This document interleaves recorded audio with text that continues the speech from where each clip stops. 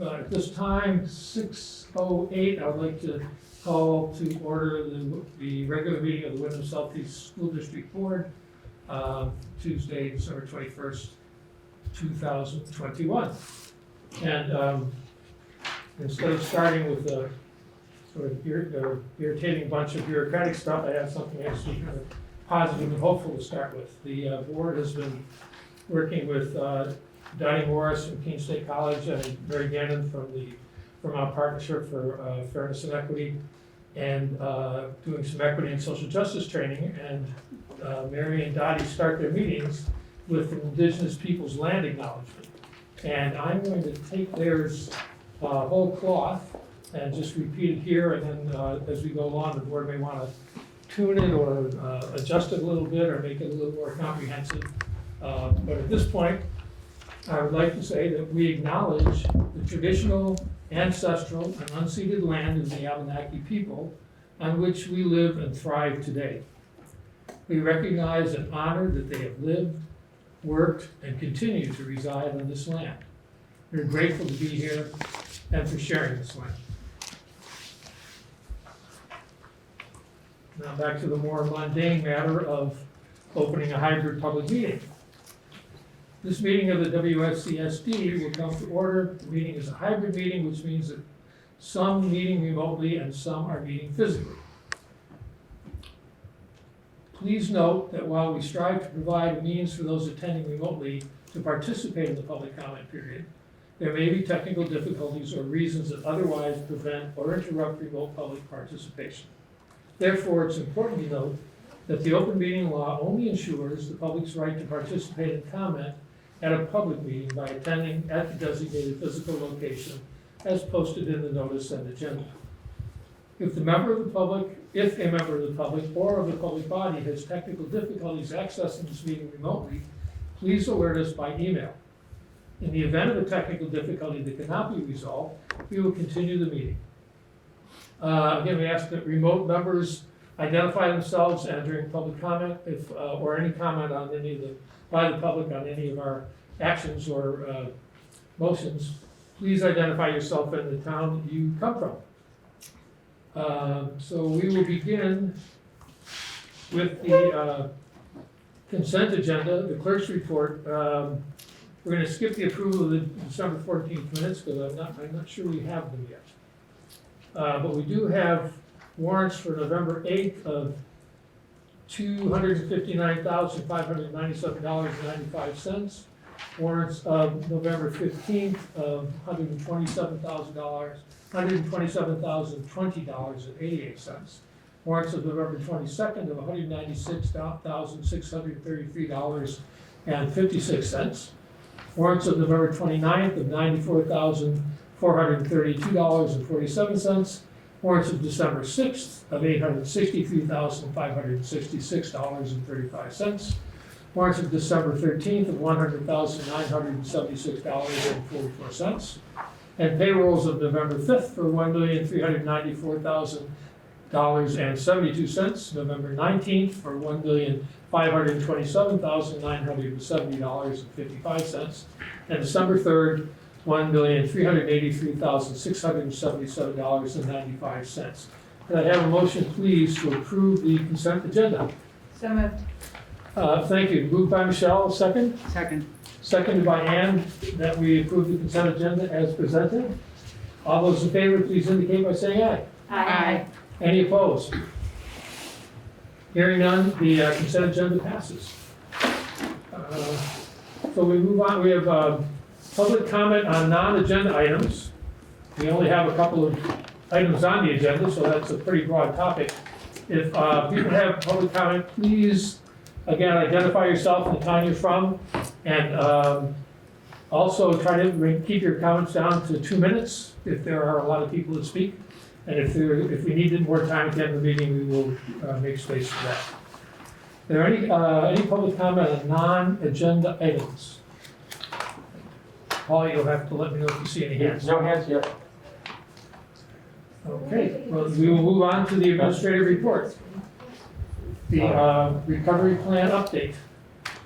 Okay, so happy to be able to talk about our recovery plan a little bit more again tonight. Just to review, we've presented around EST development, MTSS development, our instructional coaching model that we're trying to develop. And then tonight, we would like to add to another element of our recovery plan, and that's curriculum development. Throughout the course of the school year, we have been piloting some programs in both math and literacy, and we have film coordinator Deb Cardane here and math coach Lily DiPino here to present the work that we've been doing as a collective school district around curriculum development. And this is tier 1 curriculum that we're talking about tonight, which is core class instruction. That being said, I will turn it over to Deb and Lily. Okay, thanks, Mark. David, I wonder if you could let us share our screen. I know Paul can. Oh, there we go. As always, I press the share rather than allow share. I was just asking, is there a way that we could project the Zoom onto the big screen so that we can, those of us that aren't logged in can see the participants? That you might need a dongle for. Or is that too complicated because of? Please, thank you. All right, I'm going to share my Thank you. screen, hopefully in the right place. Let's take a minute. Let's see. Ah. Hang on. Okay, so I'm so glad to have this chance to share a couple of the things that we've been doing this year while it's getting all set up. And I will say, so we're going to share 2 different things. We're going to share a little bit about literacy. We're going to share some about math. These are new curriculums that we are piloting this year.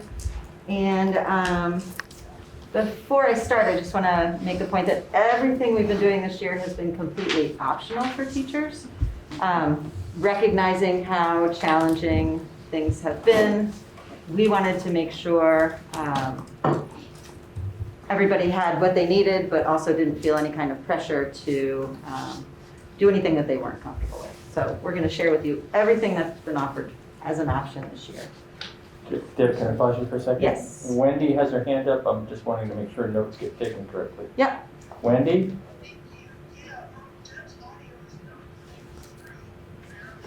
Oh, I can turn on my mic. Yeah, turn on your mic. All right, unmuting. Are we okay? I hope so. Okay, no feedback. Is that better? I just can't hear Wendy. An easy miracle. All right. So first of all, we wanted to start with why are we considering new curriculum this year? I don't know why yours looks like that, Paul. Because I have to. Better? Oh, we lost connection. What just happened? All right, we're back.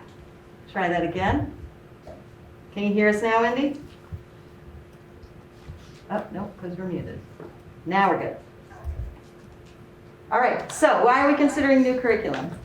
Well, when COVID hit a couple of years ago, we found that there were a lot of things missing from our current curriculum. Teachers were expressing that there was trouble with kids being engaged. Our literacy curriculum specifically was fairly outdated. We've got some schools that have had the same curriculum in place for close to 20 years. And also, as we went remote, there were issues with some of the software became outdated, and that presented challenges. And we just realized how important it was to have engaging curriculum to really bring our kids to the table to learn. And so they've been asking for quite a while. In the spring, the Diversity, Equity, and Social Justice Committee brought me in and expressed their concern about lack of those issues being dealt with within our literacy curriculum. Yeah, and in terms of our math curriculum, there was an interest in having a more collaborative, problem-based curriculum for students to engage with the content through sorry, that's really distracting. Through problem solving, and so we. All right. Do we have to? Yeah. Maybe Can something be you could muted mute over your there? Can you mute? Computer. I'm muted, I can't get my speaker to turn off. Okay. Oh, interesting. I'll just work with it. It's an Sorry about exercise in focus. that. Sorry, guys. Also, It's hard to listen, never mind talk. Also, there have been a lot of changes that have happened in the field since both our literacy and our math curriculums were published, and we wanted our curriculum that we were using in place in our schools to reflect those changes and reflect those updates based on the research that's been done. And like I mentioned before, student engagement and access were really important. Curriculums that have come out now are much more geared towards universal access. And so we really wanted to prioritize that with the curriculums that we were looking at. Recently, at the beginning of the year, our leadership team did an MTSS survey, and that survey is being completed in schools. And our universal instruction came up there as another weak point. So we wanted to address that.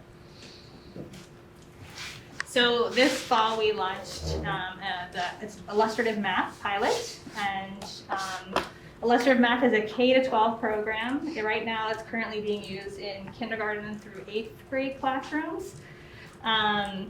There are 47 teachers K-8 who are implementing full implementation. So they started in the fall and they're working their way through the curriculum as the year goes on. And then there are some teachers that opted for more of a hybrid option. So they're perhaps trying a unit or two to sort of get a sense of the difference between illustrative math and our existing curriculum, which is Eureka.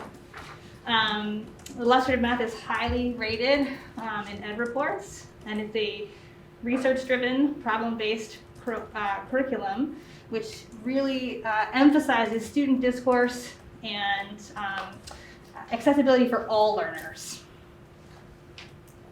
So some of the feedback from staff, that they've really appreciated the highly visible nature of the curriculum. So a lot of work done with models. The curriculum in itself feels more digestible. Several teachers have said it feels friendlier for students. There's a lot of opportunity for multiple ways to enter into the math for students, and think about math as something that's all around us all the time and not just something that happens on a piece of paper in front of them. It really, really leverages student discourse with each other, with teachers, and like I said, it's problem solving, hands-on, and it has universal access, which feels really different than Eureka. So the curriculum that we are piloting for literacy is called EL Education. That's based on expeditionary learning education. It's an effort where Outward Bound collaborated with a company called Expeditionary Learning and came out with this literacy program. It's been around for quite a while. It begins with authentic literature. So all of its units are built around chapter books and read-alouds and real books that kids have in their hands. And it also builds and embeds content knowledge. So it really approaches literacy from a point of understanding just how important knowledge building is. Kids study real questions and real issues in both science and social studies. We are piloting just the lessons. So there's like an hour component that teachers are piloting this spring.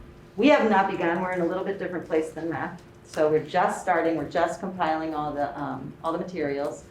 But once we really get into it, there are labs that are embedded into their approach towards literacy. It also builds SEL competencies into it. So what I mean, social emotional learning competencies, meaning there are routines built into the curriculum across the kids' day. There are routines for talking to each other, sentence starters to help kids know how to talk to each other.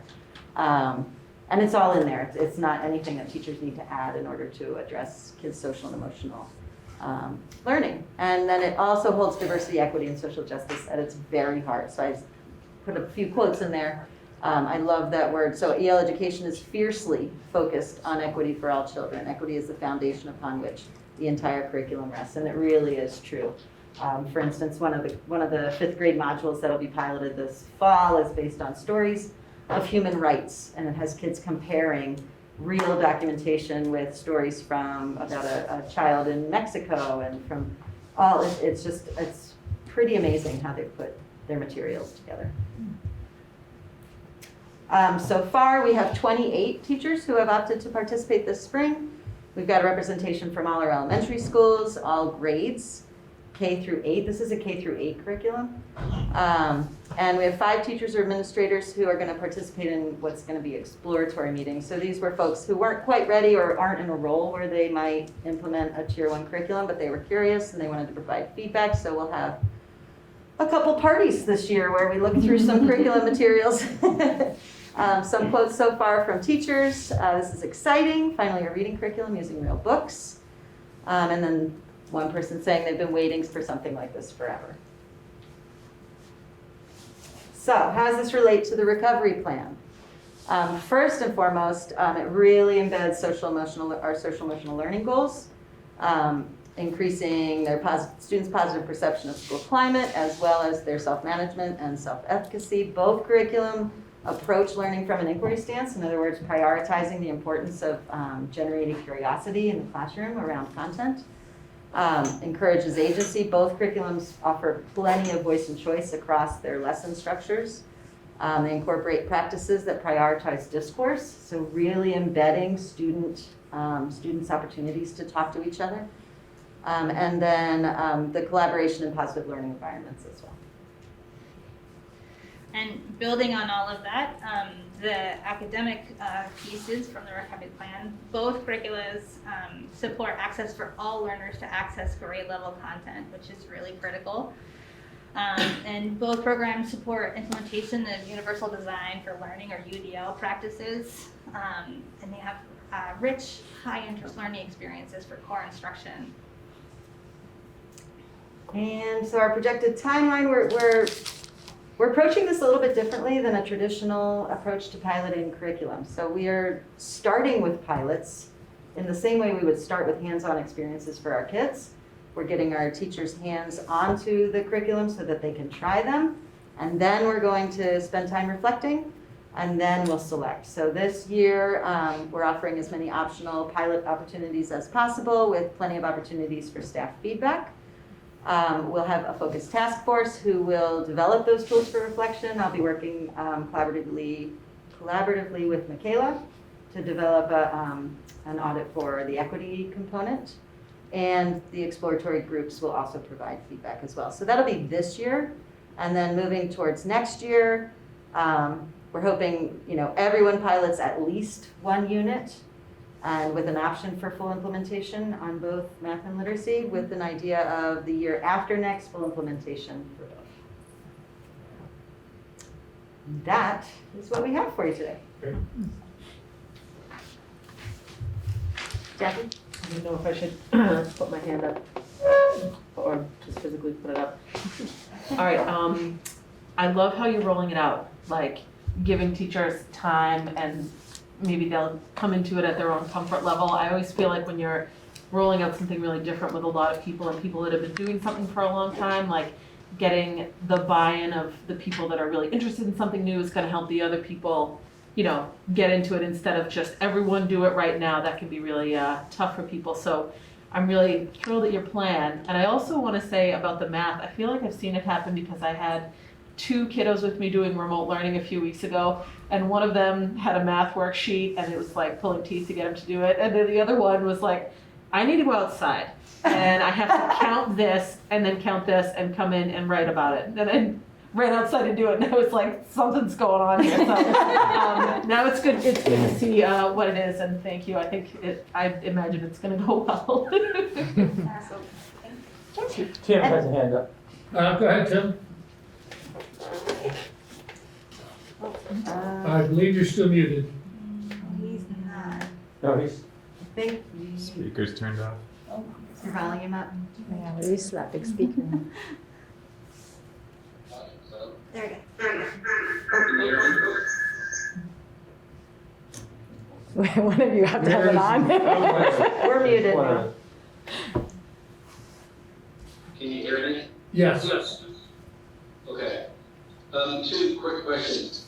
It sounds like a really exciting new step forward. How will you assess it?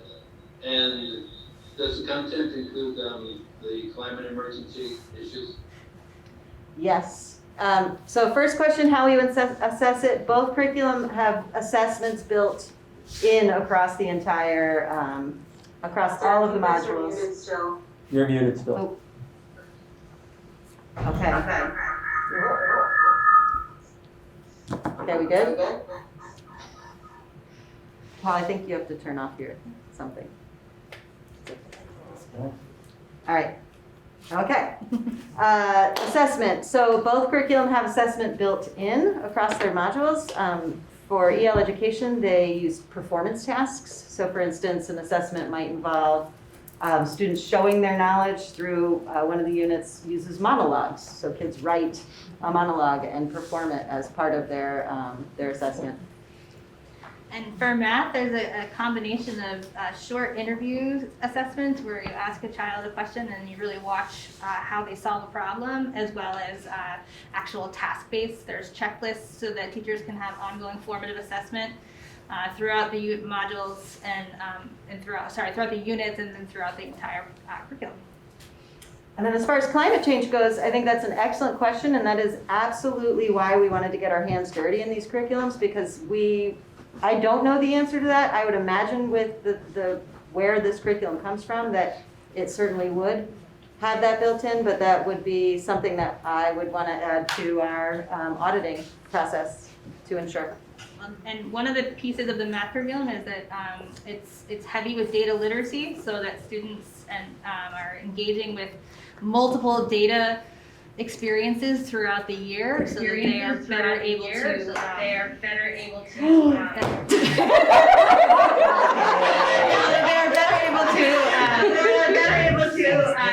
Oh, If everybody mutes except me, we should be better now. wow, that was crazy. That's too much. Can they hear? Can everybody hear? Seems like it. That's sure. Are you shaking your head? Deb is shaking her head now. It shows that you guys are muted on Zoom, that's all. Hi. But can you hear them through? Can you hear? It's really hard to hear them. All right, I'm gonna unmute. Like before it's sort of You are. Okay. kind of like. No, I'm not unmuted.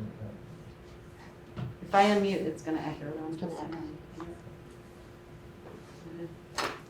Just data literacy is a big component of the curriculum.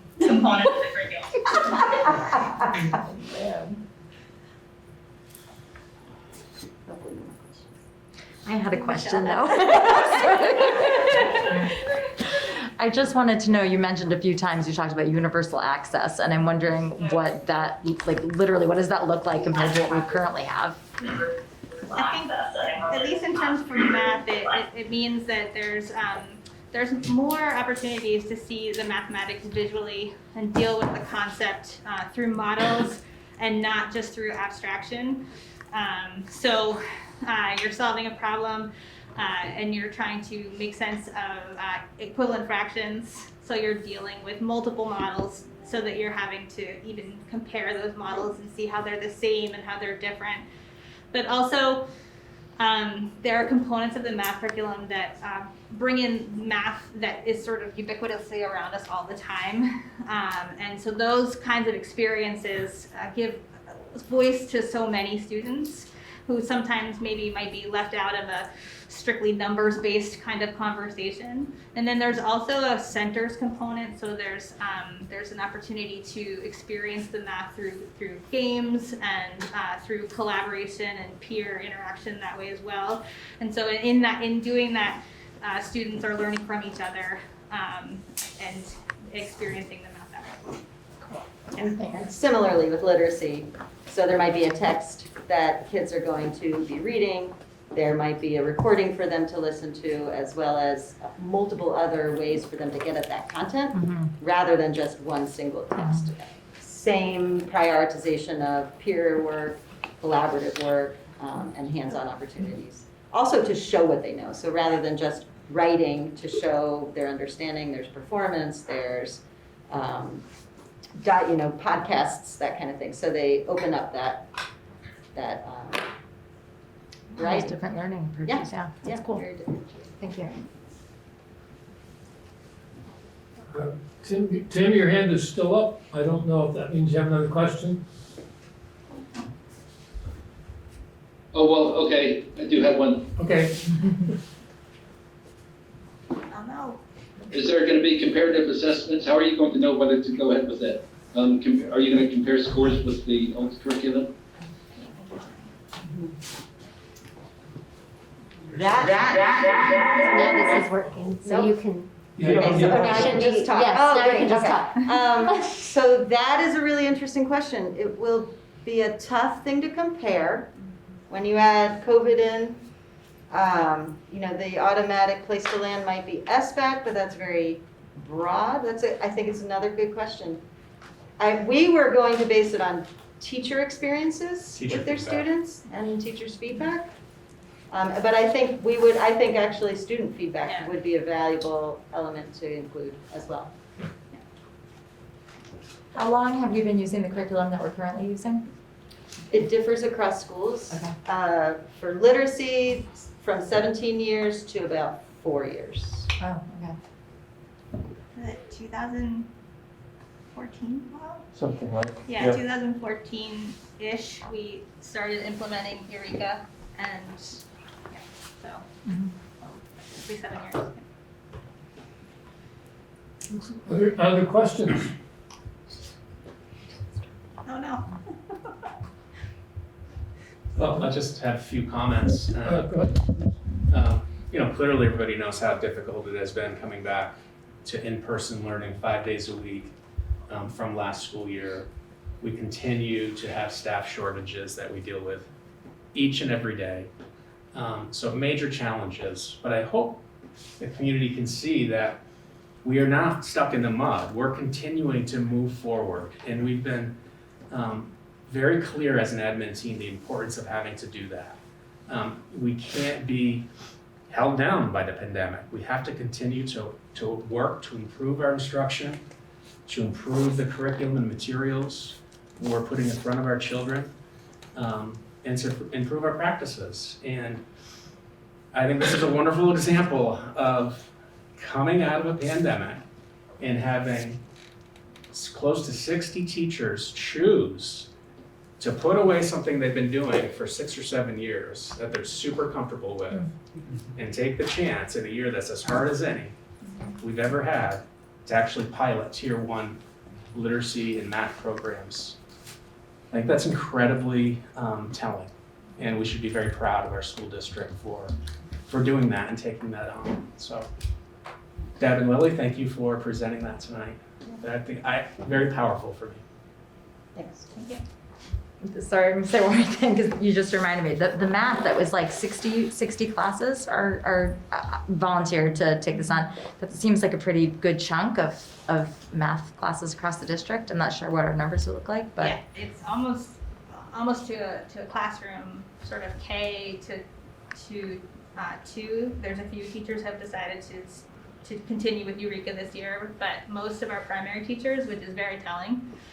Very telling. Yeah, so, that we needed something that could help us reach more learners, and also that didn't require, especially to integrate all the things that have come up in the field in the last few years. It's all in these programs. All the things that we've learned about, that we've been trying, that we've been reworking curriculum and taking this out and putting this in, it's all embedded. So it hopefully reduces that kind of load on teachers and allows them to just engage with the content with their students. Yeah. Other questions? Thank you. Thank you. Thank you. It starts your vacation almost. Yeah. Oh. Almost. You have to change your name. Thanks, though. Next is a fiscal report. Frank is going to do a presentation on the SU budget. I'd also asked for a presentation on 173 and about hiring, but we got the job or the employment report about 3:30 this afternoon, which is too late for anybody to review it. So we'll take that up next time. I wanted to participate in that, so I want to ask Ann to share this part of the meeting. Okay. Yes, thank you. Thank you, Lily. Okay, so let me pass around a hard copy, thank you, Paul, of the SU budget, and I've been working with the SU board. I think there might be enough to go around. Over the last 4 weeks, we met pretty much every Wednesday for the last several Wednesdays to go over the SU budget. So, no, we have our members of the public here, so I guess I should probably connect Paul and. Is that Yeah, you're right there. Okay, and so I don't think I've got, I had to reboot my system here.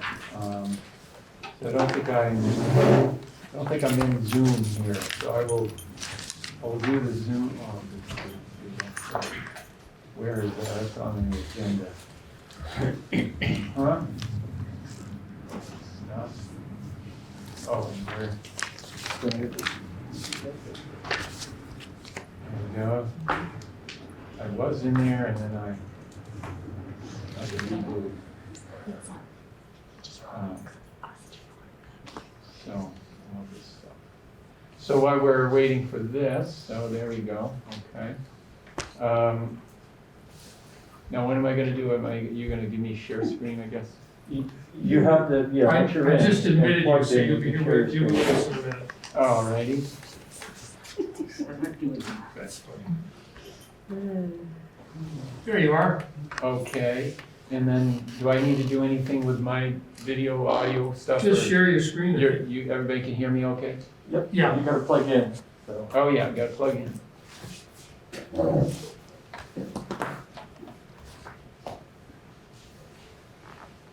Okay.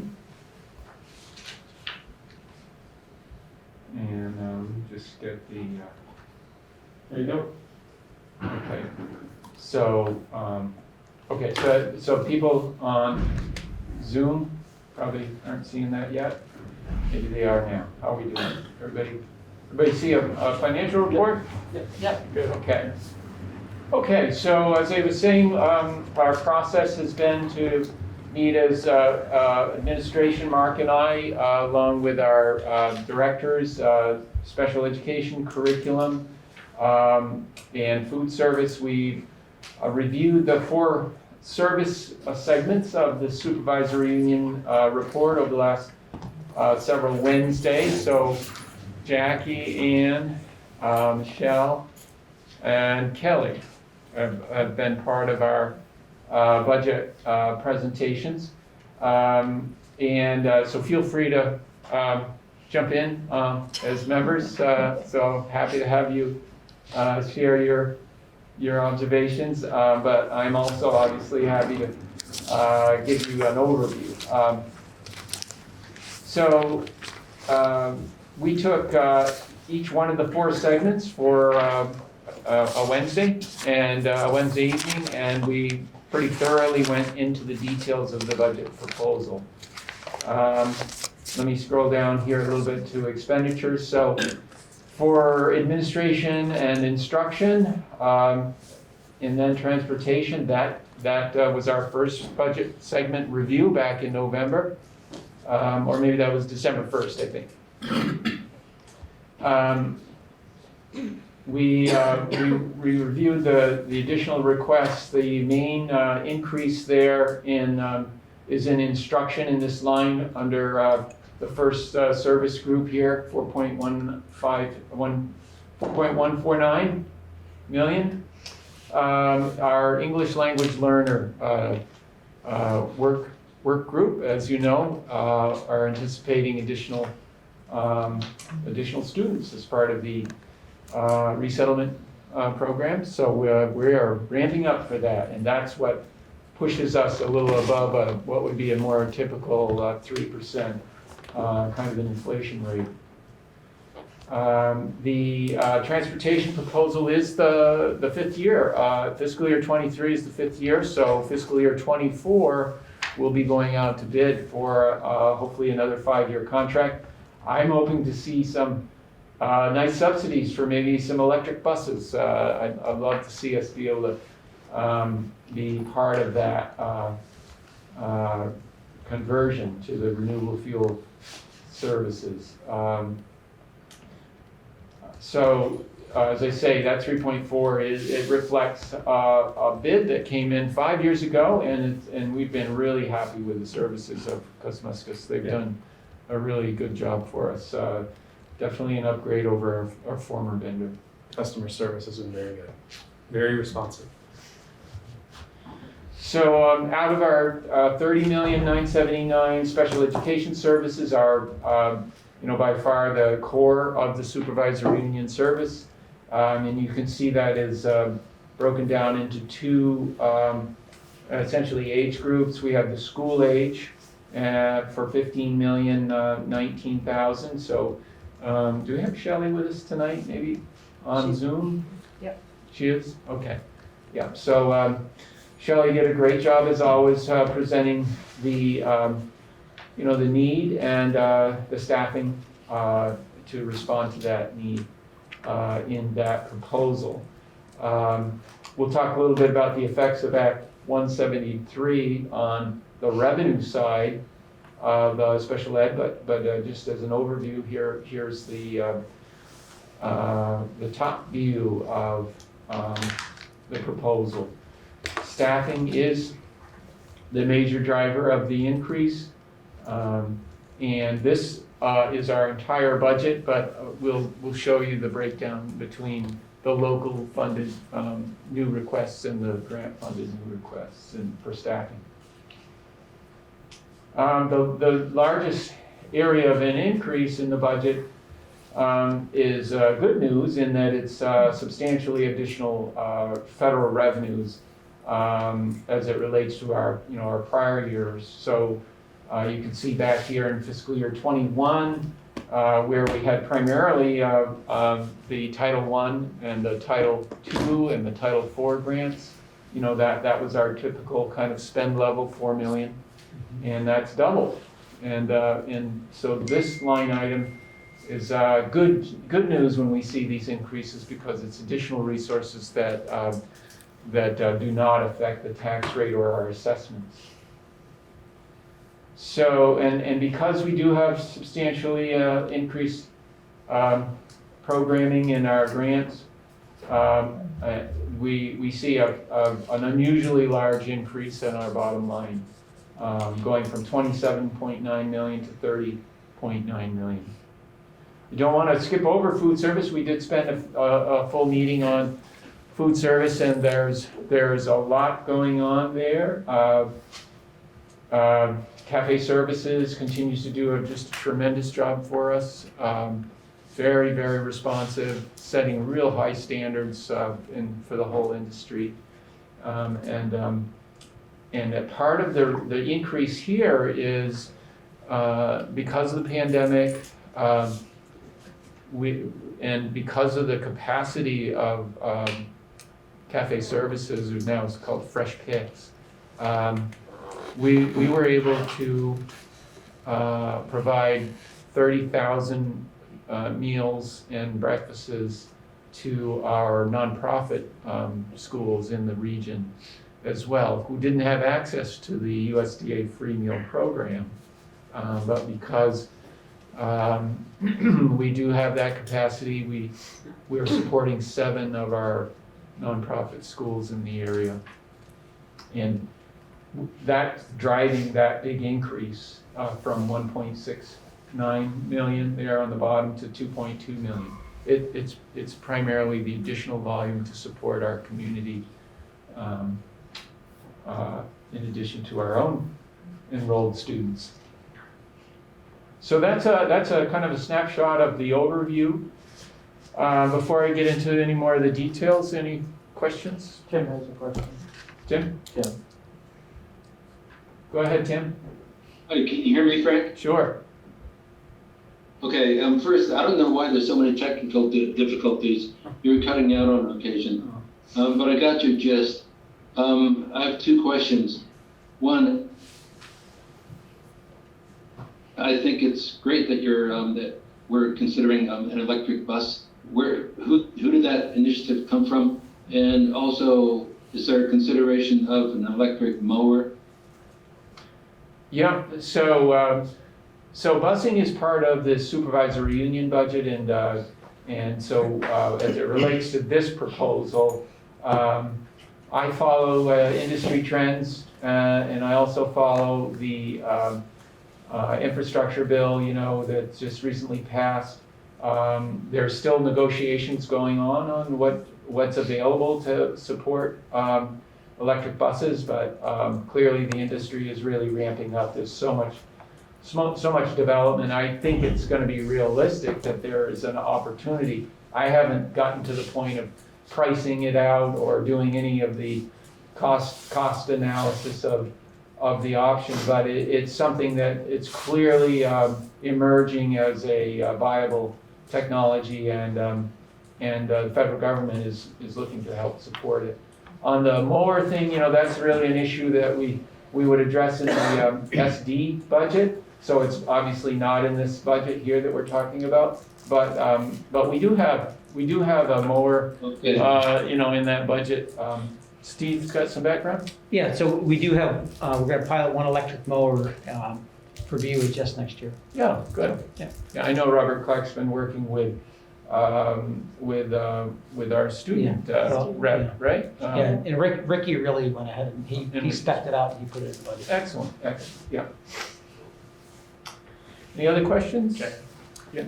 We probably don't know yet, I'm just excited to know, but do we know how many new students we're anticipating? Still too early to tell?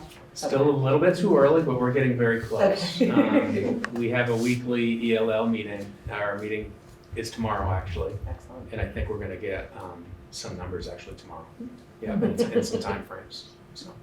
Thanks. We're excited. Michelle? One, I want to say the electric mower thing is awesome. I had heard that was at least being talked greatly about by students. So to know that they've had a voice in there and that that's something that we're working on is just really, that's excellent. I have a question. It's a question, and I also want to make sure it's just talked about for a minute because it's so great. But our schools, when you talk about with the food budget and us being able to help support bringing food into the community, that's not just our students.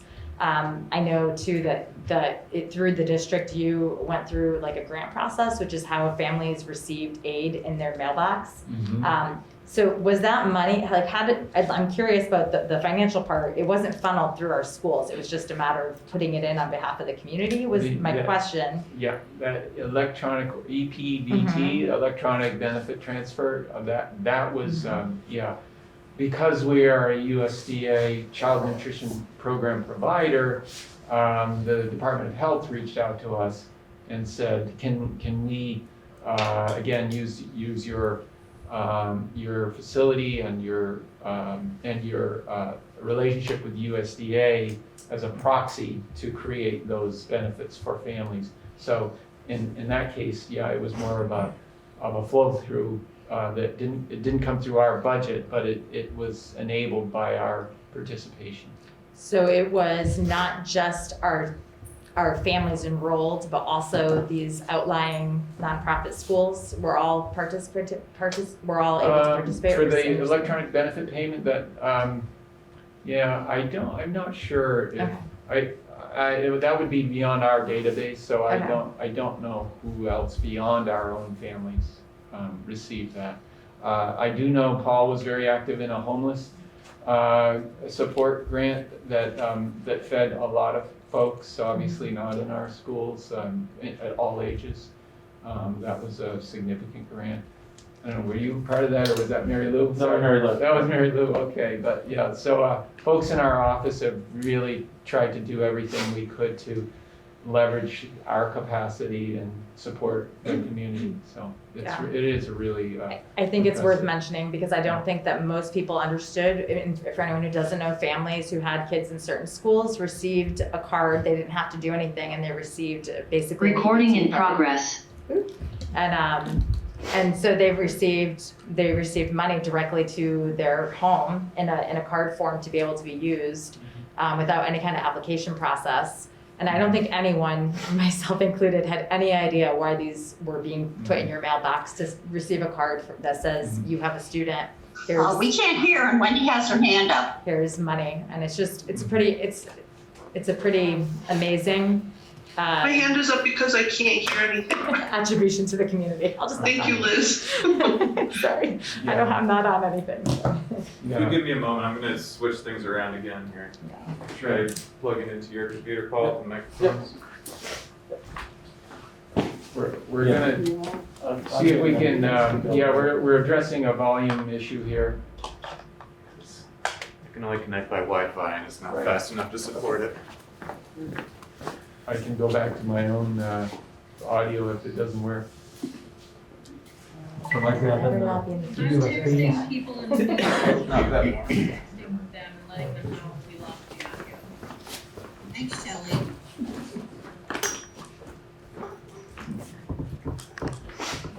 Yeah, I told her the same thing. Another one? All right.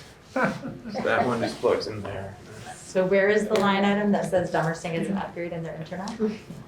Well, Sorry, I'm the only one that's funny here, sorry. I didn't realize he plugged into the hardwired. Yeah. I'm just being funny. Yeah. Someone's got new jokes. Yeah. I'm good at it. I think so. Playing it up. I don't know if it's That's funny or hours. if I say yes, you are. There's so many hours in meetings, like, let's laugh a little.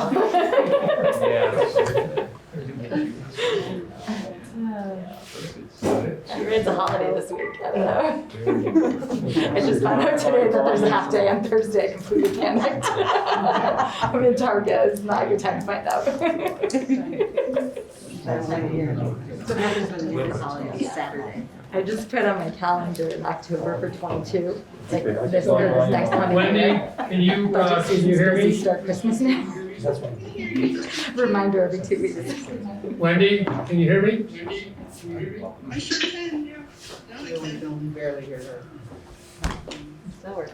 I was trying to raise you guys up and let people know. I think it's so wonderful. It And it's is. just another example of the school systems having a hand in serving our community that so people would never know. Even I sit here and I had no idea. And it's really an amazing gift of support and there's just, there's not always a way to get, to shine a light on that and give credit to it. So I'm grateful on behalf of the community. I know plenty of families that serve them well.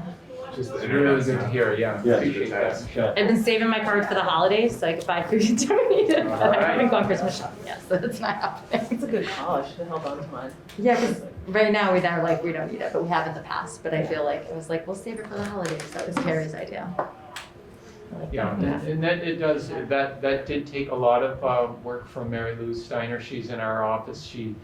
She's primarily, she was just mostly systems configuration and some accounting background, but she's really extended herself in the food service administration. It's gotten more and more complicated every year. But when you know the system and you have a good rapport with the state, so they're confident that we can implement programs well, then they reach out to us as partners, and it's been really, really good, really big impact. It's really above and beyond. Recording in progress. Okay, are we good on the audio? No? Can anybody hear out there? Go away. It looks like everyone in Dummerston is no longer there. Oh, I wonder if they passed it to you, Wendy, so they could reboot. I wish somebody would have told me, because I am so Zoom ignorant. I'm basically a Luddite. I think you only have the whole Okay, I'm gonna sit here. Well, Paul's back. He can probably take it back. Yeah, I don't think. Yeah, I don't know if it's me anymore. It's so hard to tell. Mine's still good to go on the. Can you hear us, Wendy? Wendy, can you hear us? Now I can, but someone made me the host, and I'd like them to unmake me the host, please. Mine dropped off. Oh, Okay. now I'm not the host anymore. Thank you. All you have to do is ask, and then you get what you want. It's pretty clever. Okay. We have less people on this call in this room that could also help with the internet problem. Yeah. Definitely. Shut down there. Yeah, it's up there. So me, I gotta do that. Yeah, you gotta do it. So are you sharing your screen, Frank? Yeah. I So think we're Save back. the bandwidth. Good. Do you see my? So we're back. Is there another question? Yeah, Frank, are we still getting the 100% federal reimbursement for school meals? Yes, we are. And that'll continue through the next fiscal year? We're assuming it will. There is no commitment at this point, but because this year is going to create a favorable variance, we didn't know that it was going to be this year. We'll have a backup plan if it does not come through. But if it does come through, we will continue to upgrade the facilities in food service. Recording in progress. There is a lot to maintain and to replace. Yeah. So we have started that process and will continue. Great. Okay, so, good, that was a good question, thank you. Thank you, Michelle, for that attention on really good work by many people. Okay, so there's our expense side. It's important that we understand the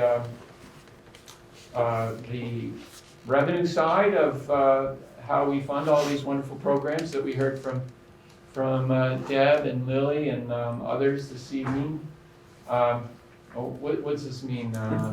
You're connected. My Zoom is not. Your Wi-Fi dropped off.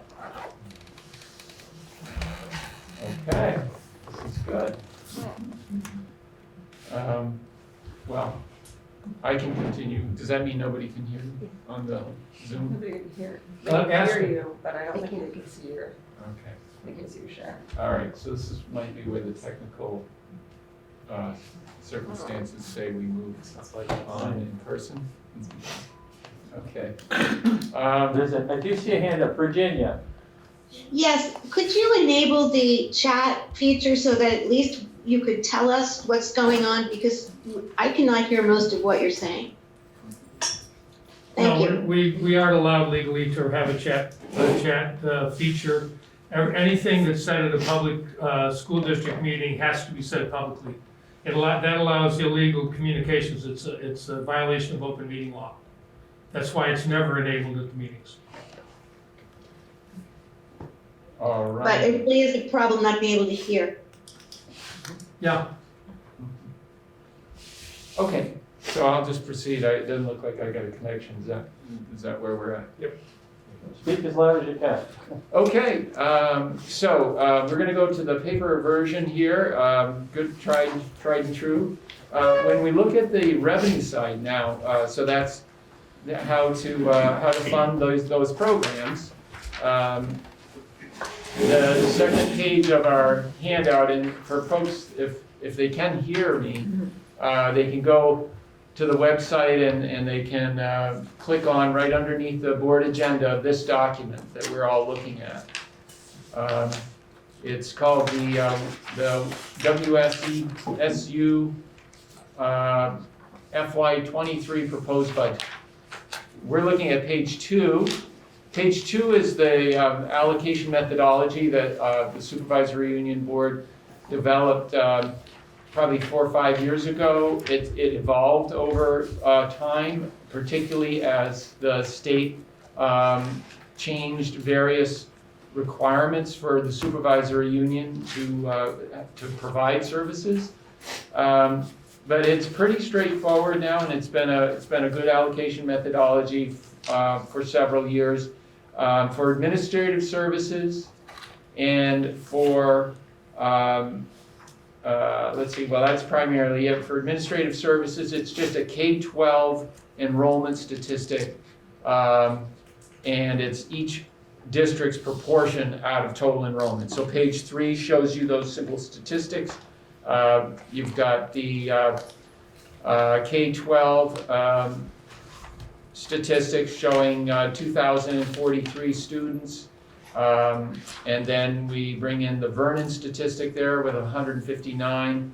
So out of the 2,200, we have these proportions. The SD is 93% of the Supervisory Union enrollment, and Vernon is 6.9. So when we allocate costs, we take costs minus any revenues that we might get, and then those proportions allocate the cost in the form of an assessment to the districts. So those assessments are built in as revenue to the SU, and it's an expense to the SD and to Vernon. Not a lot of variation there, as you can see, in terms of enrollment and changes.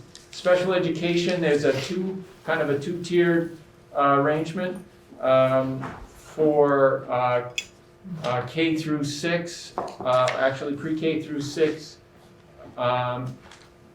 There is a proportional enrollment for that grade level, and all SU towns, Vernon, Dummerston, Putney, Brattleboro, Guilford, have the same proportional share of costs. At the secondary level of special education, because Vernon is not a member town of the Windham Southeast School District like, say, Dummerston is, we actually have to separate costs so that they are treated like the other tuition towns that send students to Brattleboro Union High School. So that's articulated there on page 2. The special ed pre-K, it is back to that same K6 methodology. And transportation is really based just on the number of buses that are assigned to each town's groups. And it's a proportion of 17 buses. Vernon gets 3/17, and the Windham Southeast School District gets the 14/17. So that's the distribution of the cost, the methodology of that distribution. And then page 4 identifies the revenues that we that offset to some extent some of our costs. And then the SU has to assess the net cost. So that's what the first page, several pages of data before we get to the financial statements reflect. And then once we are in the financial statements, I'll just give you a couple of sort of references, but this is where the SU board and our representatives here, along with Carrie Amadon, Supervisory Union Board Chair, and Vernon Board Representative, we went through each one of these documents as part of those series of Wednesday meetings to review the proposal. Given that special education is our largest investment, I just wanted to draw your attention to the effects of Act 173, which is not helpful, not good financially for us in this adjustment. So if you are following along on this document here that we have, you could go to page 19 of 95, and I'm looking at the 19 on the bottom here. There's 2 page references, and it's the one that puts the whole document together. So it's down here, not the one that came out with the financial report. Page 19 of 95 is it shows the impact of the state aid and the way in which it increased our assessments. So page 19 are the local assessments. Page 20 is the state aid. So if you flip the page, you'll see that our block grant, the $942,000 that we had been getting for the last few years, you see in this budget document. So that's on page 20. It's the second, third line down. $942,000. You see that goes to 0. That was replaced by Act 173 block grant. On the surface, you might say, oh, not so bad. We received $5.8 million in 22, and 5.7 million in 23, an $80,000 reduction. Doesn't sound too bad, but the problem is that Act 173 block grant eliminated the other block grant, the original block grant. So we lose 80,000 on that piece of legislation, and then we lose 942,000 as an extension of that legislation. So that's a significant upward pressure on our assessments, because the SU, again, remember, it's just costs at the SU minus any kind of state aid or other revenue. The difference has to be made up by the districts. So I do expect this to be the worst of the impact, in that the state over the next 3 years is going to get us to a state average, and this is the one that is the fastest drop in one period. I don't expect the next periods to see such a drastic change. So I think this is the worst year of the transition. So that's notable, and you'll see that in the Windham Southeast School District budget proposal. You'll see the assessment is up pretty significantly as a result of primarily that revenue drop. There's a lot of detail here. Our board had several good questions, and we had good discussion about the proposal and the rationale for the programming. But I don't think I need to repeat all of that unless folks have questions and or comments. I have a question, Frank. Sure.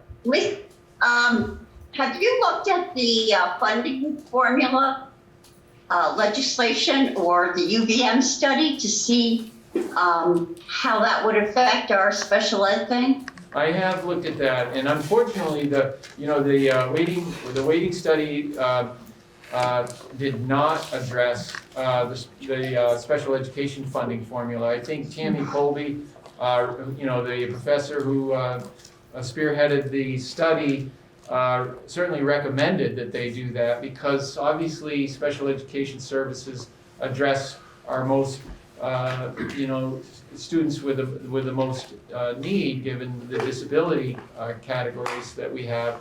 And for the block grant that they've gone to have no relationship to poverty and or the IEP does not make sense to anyone I've talked to. I'm not sure how it became law, but more importantly, to your question, if the weighting study goes into effect, the data that the commission calculated would bring our tax rates from where they are now, $1.70 approximately, down to closer to the state average. We'd be down around $1.55. And that would more than make up for this, the effects of this loss of revenue that we're seeing now. So we do hope that there's continued progress on that. Okay, so we should still be advocating for that weighting study, right? Absolutely, yes. Yeah. Okay, all right. Thanks, Frank. You're welcome. Other questions, requests? We are meeting tomorrow night, the Supervisory Union Board at 6, scheduled to vote on this budget, so. I have a couple observations. Other people don't have questions, just a couple observations. So I'd like to advocate for not moving too quickly with getting this done. There's a separate task force of legislation right now talking about delaying 173 again for another year. And there seems to be a pretty strong feeling that that's going to, the first thing the legislature is going to do is restore the town and school districts authority to have different kinds of meetings, have hybrid meetings or in person, or use the Australian ballot or whatever, rather than stick with current statute, they're gonna make an exception. That's actually, the bill is actually already written, they just have to meet and pass it. And I think the second thing they're gonna do is delay 173.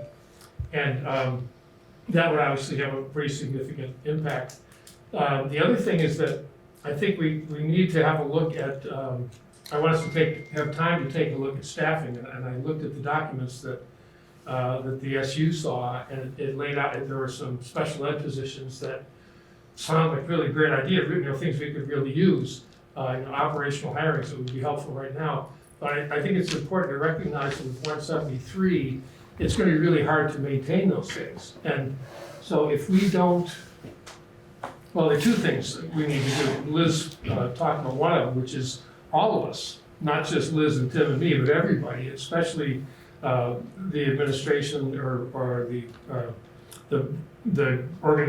employees who have professional lobbying groups in Montpelier, to get on them to push for the implementation of the weights.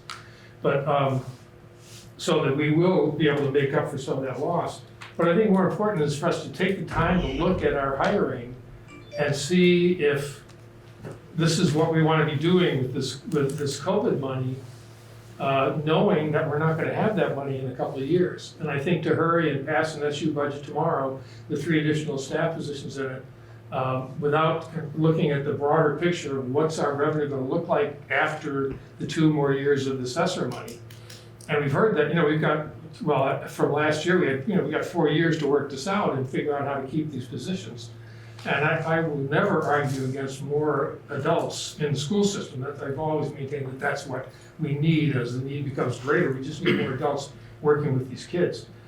And I'd like us to have a conversation about whether we think those adults that we spend the ESSER money on shouldn't be mental health practitioners, probably contracted, because I don't think there are a lot of them that we want to take a 2-year job in the school district, but to get the kind of support that we know that children need. Obviously, the 3 that I saw described in the special ed document were clearly really meaningful jobs, and the additions we made at the high school, again, necessary for right now, not necessarily necessary forever.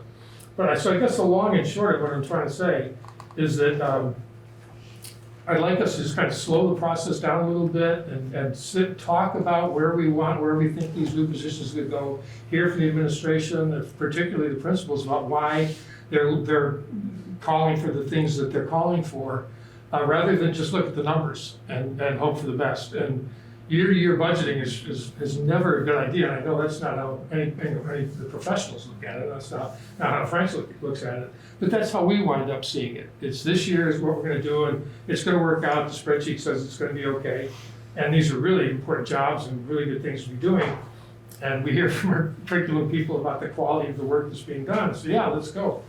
But I think that because the legislature is going to allow us some options, like not necessarily having to have our annual meeting inside on the 15th, we can wait till the 30th of March or mid-April and possibly have it outdoors, but wait until we see what this virus surge is going to be like.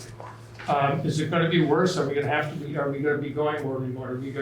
Would it be really unwise, prudent to meet in person, or to try and meet in person and have an annual meeting as statute describes, and as was our tradition, as long as when we had separate districts. So that's, I guess what I'm asking is for our SU representatives to not finalize the budget tomorrow night, but wait until we have a chance to talk about these other issues. And you haven't heard from us, and actually we haven't heard from you either. So there just hasn't been any communication on this, and to move ahead and just say, yep, let's go. There's no question the numbers work, and this is all reality, just done in black and white. But I just think we need to be a little more thoughtful, a little more intentional about where we put this money, and with a little bit more community engagement in the process of making these decisions. So that's my pitch. Carrie has her hand up. Thank you. Can you all hear me? Yes. Yes. Okay. David, I appreciate what you're saying, but I'm going to disagree with it. I don't think in any way we have been hurrying this process. If anything, the last 12 months of this SU board has been to slow things down and to take more time. We used to be a board that met 4 times a year. We now pretty much meet every single month. With that, we have had more time to be thoughtful and intentional. That is our role. I hope it doesn't have to be said, but I'll say it because I'm lucky to have this board of smart, competent, savvy women. And while I do have faith in the legislature, because I think I have to, I think it is best that we keep on the course we are going to give stability and to have a path forward that our administrators and our principals and our teachers and our staff and our parents and our students will know means that school will open and continue to be the place that they can go and learn. So I worry about slowing down. I think we have done our due diligence on this board, and I hope you will all see that. Thank you. Dave, would you like to respond? Yeah, I just want to clarify, I'm not saying that there's any rush or any hurry. What I'm saying is that there's not really any urgency to get it done this week or before we get a chance to meet again on January 11th. We can still meet all the deadlines if we choose to do that. But we haven't really decided whether we're gonna have a vote on the 15th or not. So the certainty doesn't come until the taxpayers approve the budget. Everything is up in the air until then. And the question is just do we have to do that March 15th? And if so, then we might have to hurry a little bit. But I just want us to take more time. It has nothing to do with the functioning of the SU board. I'm really pleased with the way that group is congealed. I hope that's the right word. Jackie has your hand Well, I want to say to Carrie, thank you for that. I agree with what you said, and I also really want to point out that I feel really confident that I've been given a lot of information about all of the proposed new positions and a lot of good reasoning behind them. And, we have gotten the information about why these are going to benefit our students and all the good that's going to be done. I don't think that we're just saying, oh, yeah, the numbers work. I haven't felt that way about it at all. I feel like I've gotten a lot of education about what these new positions can bring to our students and have been on board with them and want to go forward with this tomorrow. Thanks. Michelle? 2 things. So I'd like to hear Frank's feedback, if you don't mind, a little bit on what David's saying as far as if Act 173 was delayed and if that would change things. And if so, would that mean any major amendment to the budget that would need us to go back and reapprove it, or how would that work?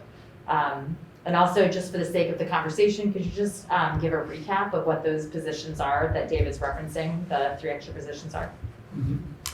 Yeah, stability. Recording in progress.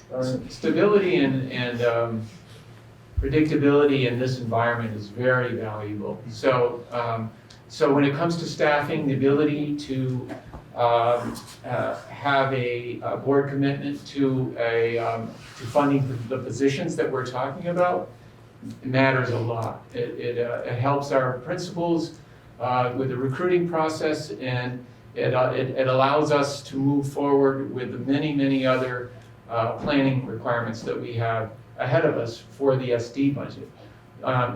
Historically, we have started the SU planning intentionally well in advance of the SD, so that we can not overwhelm the capacity of the system to commit to planning and research and making the commitments that are in these. Are they aware that we can't hear? It looks like they're still speaking in the room. I don't know. David, we can't hear. We're aware now. Oh, we can't hear.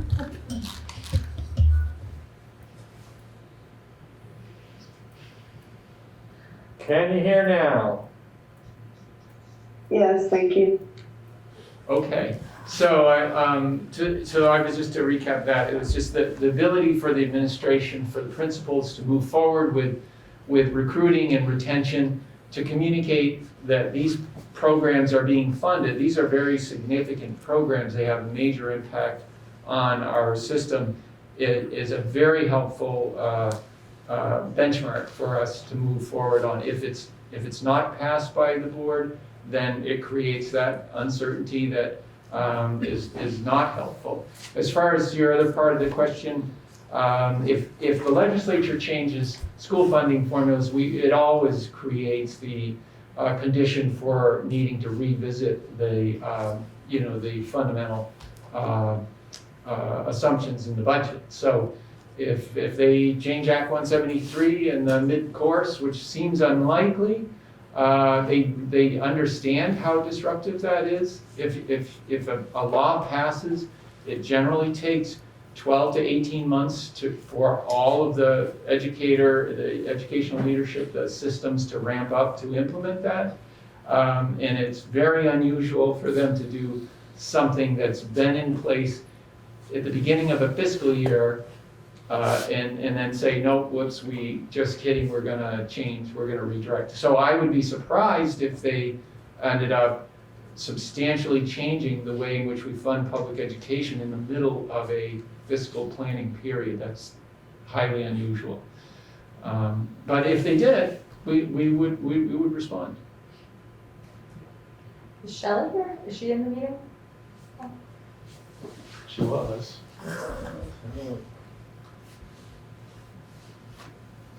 So for the position, kind of an overview, did folks see the handout that I emailed out? Let me hand this out to you. You'll have it electronically. But here's a sort of a summary of those position changes and proposals. There's a first page is a summary, and the next 3 pages are the details to all of those positions. So in summary, we have 11. Recording in progress. 11 new positions for the SU. Is there enough to get to Michelle? I really want. Thanks. I got distracted. I did one for you too. Thank you. Yeah, so in total, there's 11 new positions in this proposal. More than half, you see 6.3 of the full-time equivalents are funded through the grants, and the balance is funded locally. The overwhelming commitment to the new positions is to address the mental health issues, the learning loss that unfortunately we're very aware of. So at the instructional level on page 1, those are primarily instructional coaches. And remember, this is the SU, Supervisory Union, so these are folks that are working in all of our schools. It's not necessarily designated to individual schools at the regular ed level. And also that would include the English language learner additional position we talked about up there in the regular instruction. And then you see a summer school position, because that was very, very effective programming. Deb Cardane did a miraculous job managing that program of 200 students, right, over this past summer. 165 7. Okay. So we need to sustain that, and Deb did that as a volunteer, which is heavy lift. In the special education, David, I think that's what you were referring to. Those positions, the primary positions in special ed that are funded locally in this budget request are the intensive services students. So we have an increase in that enrollment, and our intensive student program needs that staffing to support those students. So that's kind of a recap. We do have additional needs at the pre-K essential early ed. So those pre-K kids with an IEP, we have a growing demand there. So that's what that additional position is as well. So it's across all of our service areas, and it's absolutely student driven. And if Shelley is here, if she can hear us, she'll do a much better job answering your Good question. job. Did you want to comment, Shelley? Yes, but what am I commenting on? Because that went in and out just a little bit. Were you talking specifically about new positions for special education? Was that the question? Yes. Got it. So all in all, compared to previous budgets that I've been a part of, I did not consider, I consider this fairly level funded as when it concerns professional positions. There's 3 additional certified positions that are proposed in this special education plan, and 2 of them are funded by grants, which I think maybe speaks to David's point about, how do we make sure that we sustain those services into the future because they are grant funded. But the proposal is based on input and conversation with principals around the need for enhanced services due to the pandemic for students on IEPs. Froze. Well, I froze. Maybe I froze. Well, I think that was the gist of it. Can I roll this a little bit, because this did come up again at the finance committee with even Christina Naylor was asking again about talking about ESSER funds. Certified positions. Sorry, can you not hear me anymore? Thank you. We got through it. Just a little pause. We were talking a little bit about, and Paul had just stepped out of the room, but about the process of that it looked like of having community feedback, and obviously then there's the assessment with staff and everyone to just determine needs. It's a very complicated thing to account for, to point need. I understand that, to define need. Could either between the 2 of you guys maybe speak a little bit, Mark or Paul, about how you utilize the community feedback to determine this type of how to prioritize need in these positions? It's a combination of community feedback, feedback from teachers, feedback from PTOs, feedback from leadership councils, and then collaboration amongst the admin team. In terms of with the public, you want to speak to? Sure, speaking a little more about that. Specifically, to use the third shot of ESSER money, ESSER 3, ARP ESSER 3, there's a federal requirement that you need to consult with this list of stakeholder groups if they are in your community.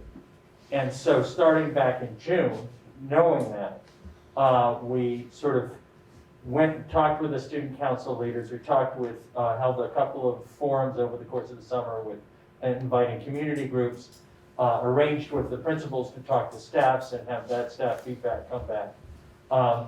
And sort of also made the initial ESSER plan available to folks to comment on. There's a link on the website still open, still able to comment on. And throughout it all, the impression that I got was the focus on instructional coaching, outreach to families, social worker outreach to families for support, mental health support, that sort of thing. Sort of some infrastructure, particularly building projects that were going to increase air quality. Those big ticket items, and we sort of chunked them out in big chunks. It wasn't like we talked about individual lines, but rather talked about, here are some big areas that we want to work in. Social emotional learning for students. Those themes were all supported by the groups that we spoke to. In some cases, it was, yeah, that's great. Hey, we've got this program. You should think about this as you're developing these plans a little bit more. This is an area we can provide some collaboration in, right? So it's been a sort of a back and forth. For the most part, it's been, we've got this idea about these big themes that we want to fund. What do you think about that? What have we missed? Here are the needs that we identified. Pretty much folks have said, yeah, you did identify the needs. Yeah, those things do make sense, and here's how we get on. How are leadership councils utilized for feedback? I'm curious, totally curious. Not a question.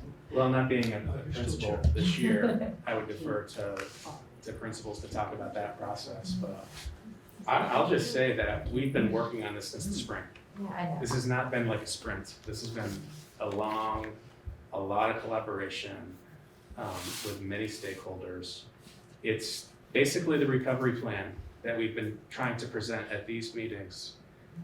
Elements of the recovery plan, and then the budget that is reflected to being able to do the recovery plan. So like Paul said, capital plan projects at schools, which we collaborated on together. We prioritized schools and projects that really needed them, especially with air quality. And then we landed on academic support more for kids to increase MT accessibility and EST. I'm sorry to cut you off, Mark, but I don't think we're connected to the rest of this meeting. Right, and it dropped off the air, although David is also hosting, so it may be that I put my mic on, and I think people may be hearing something. I just want to remind you, the hybrid meeting announced at the beginning that, we know that these things are going to happen, and that's part of the deal with hybrid meetings. I think that we've reached the point where the technical difficulties are just creating confusion. Could I suggest suspending the Zoom portion of the rest of this meeting? I think we've given it our best effort, but hearing just little bits, I don't know if it's helpful to the people over Zoom. Is that legal or proper to suggest? No, it's not. I mean, if we started and our members are on Zoom, then we need to continue. Yeah. If we stop using. But we can continue to do our business. Okay. Increased academic support capabilities. We've landed on the importance of instructional coaching and building those systems from the curriculum office and as well as school sites. Increase level of social worker support in our schools and increased behavior supports. That's really the framework of the work of our recovery plan, and increasing the efficiency of the systems that we're trying to build in our independent schools, and then as well as a complete school district. So moving forward, I mean, we'll continue to pick elements of the recovery plan, present what it is we're working on, and try to share how that is reflected into the budget proposal that we've been working towards as well. Thank you both. I think you'd be surprised, maybe you won't be surprised, but this comes up a lot, and it's I think people need to hear it talked about a lot, to hear that explanation who might not be sitting through every meeting or going back and watching it on TV. So I appreciate just kind of covering that and recapping it for us. Yeah, it's helpful. you're welcome. Sean has his hand up. Let's see if we can hear him. Sean, can you hear us? Can you unmute and hear us? Or hear us and then unmute and tell me? No, apparently not. Paul, you gave us a report, I think, about a month and a half ago about the outreach. And there's a lot of success in talking with school personnel. There were very few people from the community groups that had been contacted at that point. Have you had any more success getting not community? been contacted, rather. No, they were contacted, but people didn't come to the meetings or they didn't respond. Right, or responded after the fact. So for instance, thanks to Ann, we got in touch with the Windham County NAACP, provided the overall plan to them, and got some great feedback from them, subsequent to the report that I provided. Did you do that kind of direct outreach to any other groups? The initial outreach was, and I think in an early meeting in June, provided that list of those are the community organizations that I was able to identify, invited folks to let me know of other places. Every single one of them was contacted. I heard back from some. A smaller group attended the 2 Zoom sessions, and as I say, I followed up with because I hadn't heard back from NAACP, followed up with them subsequently. Well, Sean is talking now. If you can let me in, I can go back to my gatekeeping, but I got bumped out of the meeting. I can. We can try it. Does anybody know if BCTV is actually recording this? Because here I am, your board recorder, and I can't, pardon my language, I can't record shit. No, you cheater, and that's why I'm wondering why you're not. We're back. They were on Yeah, in we the can do beginning, that. and then the first connectivity problem we had, they were off. Honestly, I think they need to pause the meeting until they have Absolutely. the capacity to record it in some different way. And that may be true, but David very specifically read us the parameters of a hybrid meeting. Actually, I don't think it's But if you're- for us to even be discussing this. But if your minutes taker can't take minutes and BCTV has been bumped out and is unable to record it, then the meeting is not being recorded. You record. As far as I know, the meeting continues to be recorded. It is absolutely. You're in person, right, Paul? You can hear I am. us? I am. Yes, we are back on. And the videos. Oh, all right. So, could I make my comment then? Yes, of course. Of course. Okay. What I was gonna say is, that, I've been to a lot of the WSESU meetings, not all of them, but quite a few of them. I've been to all of the financial, meetings for the WSESD, and I'm very cognizant of the amount of time and energy that all the administrators have put into developing. So is this the Dummerston standard? I think we're gone again. No, you're back. Just came back. Okay, Okay, we can't hear when other people are talking in that room. yeah, so, I think, to push the pause button at this time, considering where we are, considering how the calendar goes forward, would be a very forward plan. So I'm not in favor of that at all. Thank you.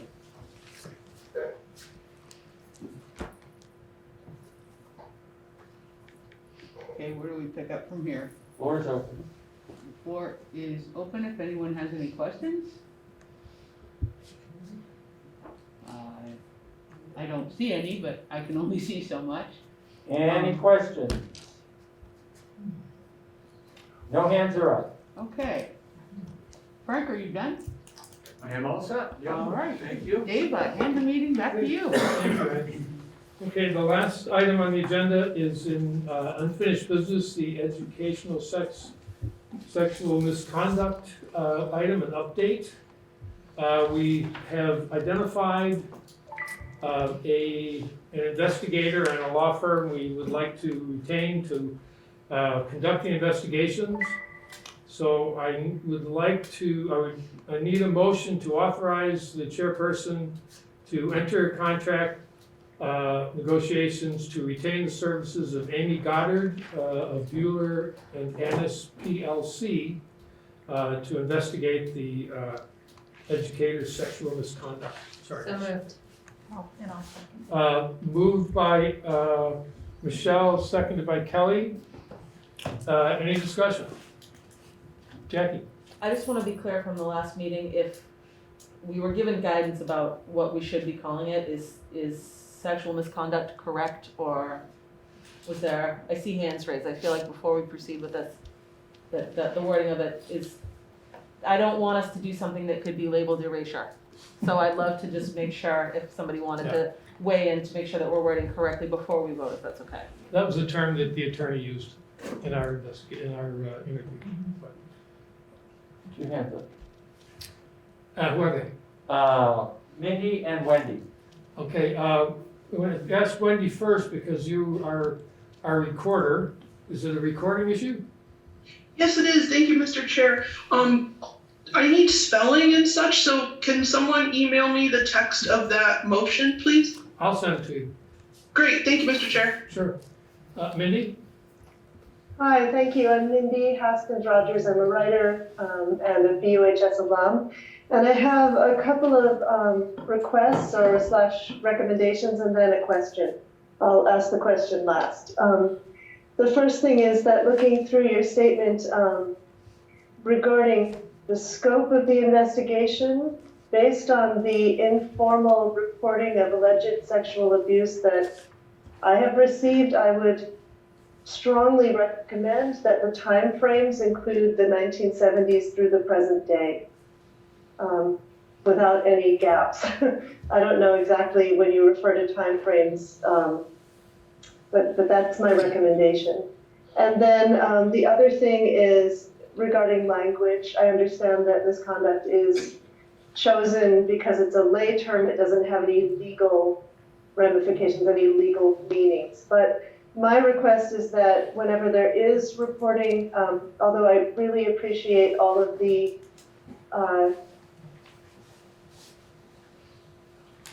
You're frozen, hold on a second.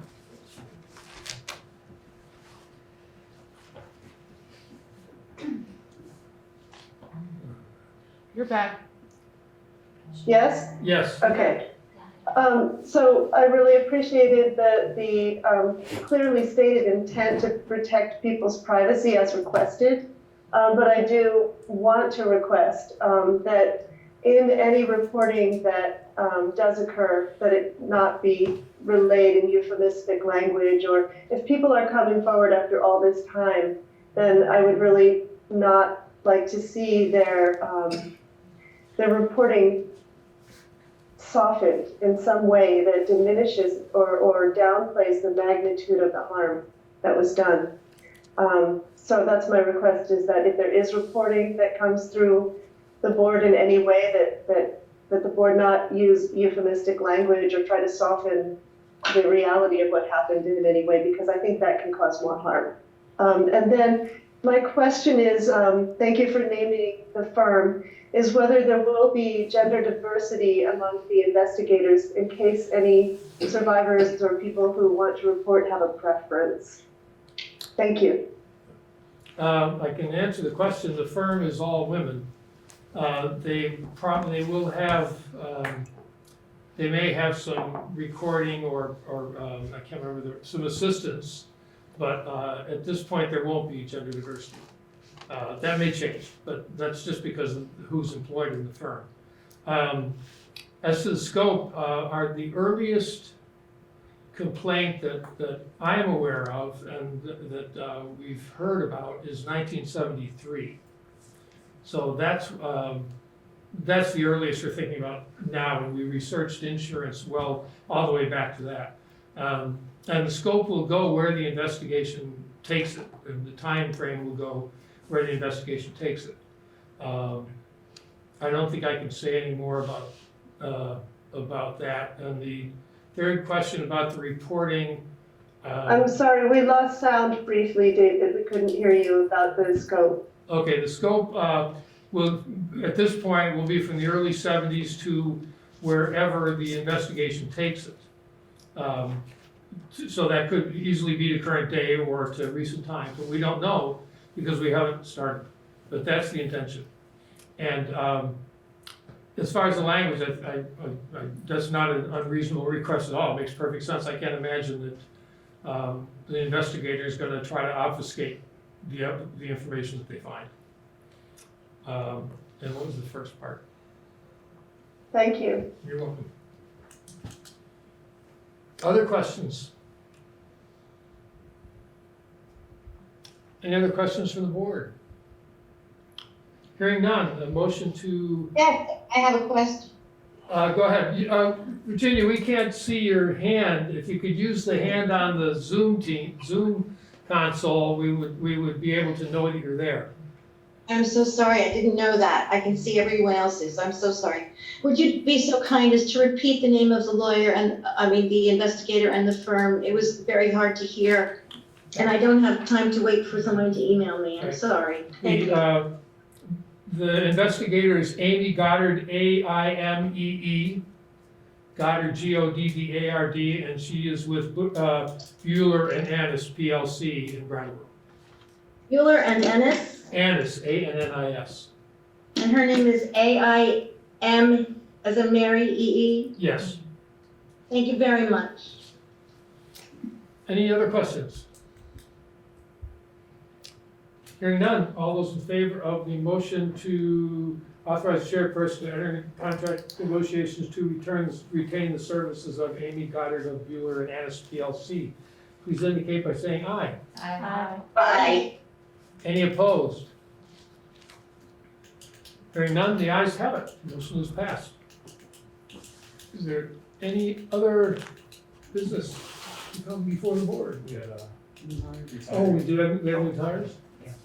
Mary had her hand up too there. I was just wondering, can I speak? Sure, yeah, I just I- want to see you. Sorry, that's okay. This was probably frustrating for a lot of people, and I love the idea of going to different schools, but I'm wondering if we stick to the QSIG room while we're in hybrid mode, because it seems a little bit easier to manage the tech. I think that this is an example of being lifelong learners. Yes, I love the idea of going to schools. It's probably the best part of these It meetings, also but not hybrid. reveals the weakness of our technology and the need to make some upgrades on here. Yeah. Get a fiber into this Yeah, thing. I mean, we just never tax the system like this here. Right. Like, so it usually is pretty good, and we have boosters all over the place now.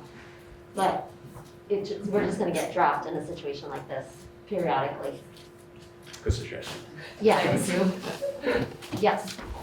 So we have new hires or? We have, Okay, would you please send those to Wendy after you send, because absolutely.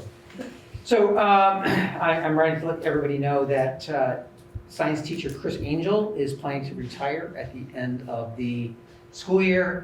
Chris has been with us for many years, has been an integral part of our science department as they've grown and changed and implemented a new Common Core curriculum. Chris will be missed a great deal, and we wish him all the best, but I would ask the board to approve his retirement. I move that we approve the retirement of Chris Angel with regret. Seconded with regret. It's moved and seconded to approve the retirement of Chris Angel. All those in favor? Mr. Chair, Yes. I didn't hear who seconded it. It sounded like Ann made the motion, but who was the second on that? It was me, Jackie. Jackie. Thanks, Jackie. All those in favor, please indicate by saying aye. Aye. Any opposed? Aye. Any opposed? Hearing none, the ayes have it. That's it? That's it. Yes, sir. Mr. Chair, there being no further business before this board, I move that we adjourn. Second? Moved by Ann, seconded that we adjourn. All those in favor, please indicate by saying aye. Aye. Anybody opposed? Sorry, everybody.